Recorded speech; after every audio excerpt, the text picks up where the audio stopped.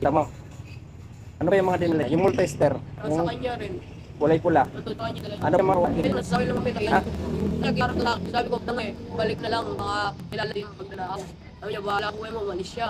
Ano ang mga Hindi ko alam kung naman niya sa ako eh. may dala siya sa ako? Oo. Dahil nakita ko sa kanya kalat, nakasok niya. Ang dap sa motor yata ay nandun. Ang may kadena. Dahil ko nakita ko yun. Ayaw ko balik lang, lagi ko yun. Oo, kapag mo pa doon na mayroong ano doon, gamit sa motor, kadena, isang set. Ayun yata. Sige, titignan ko. Madadagdagan pa yung kaso niya. Sabi ko yun. Bago lahat yun. Bakit lahat? Ano pa? Kami dalawa lang.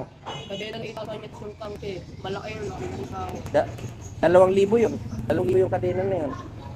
Ano pa? Ano pa yung nakita mo? Ayun yung nakita ko sa kanya eh. Kasi gabi na yun eh, madilim na. Pag pumasok ko, sabi ko, Pero binuksan niya yung ilaw. ayun Anong anong oras? madaling araw. Anong oras ang madaling araw? Mga alauna ganun. Alauna.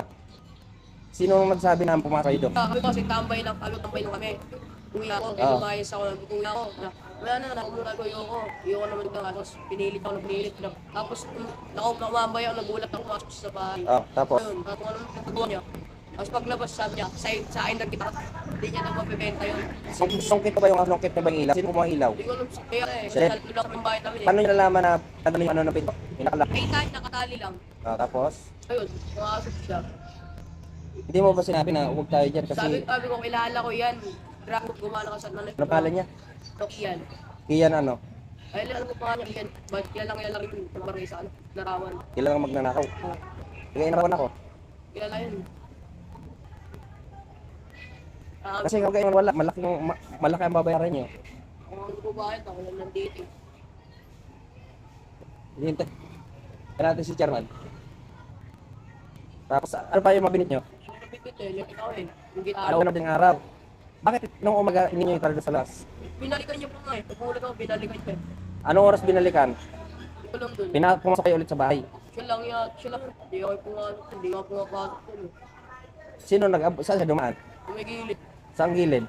Yung sa mataas, di ba may gyero dun, yung may puno dun. Kung saan hindi yung gitara. Doon. Anong oras kinuha yung gitara? Kasi pinasok ko sa Hindi ko alam sa kanya, yata niya umas eh. Yata. Ano umalis ko, sa kanya binalikan. Oo. Nakita ko yung gitarang malaki nandun sa gilid, yung kulay brown. Oh. Andun, sabi ko, ba't nandito pa? Binalik ko nga dun, pamagilid doon, ilagay ko dun kasi yung damay. Gulat ako nandun. Tapos binalik niya yung gitarang itim, benta niya na. Hanap ako lang ng bayak, tapos binigay, nakita yung benta ko, binigay kinuha sa akin pera, kaya ako siya. Sabi pa, ikaw lang sa akin ako. Benta mo yung karami. Binenta ko doon, sabi niya, Benta mo? wala lang. Asa ka no? Sabi niya, kinuha niya sa akin yung pera ko masya. Magkano? Magkano sangla niyo? 200 lang. 200. Kulay itim. Itim man. Malit. Oo, maglalaki na yun, ako yung pakilala doon eh.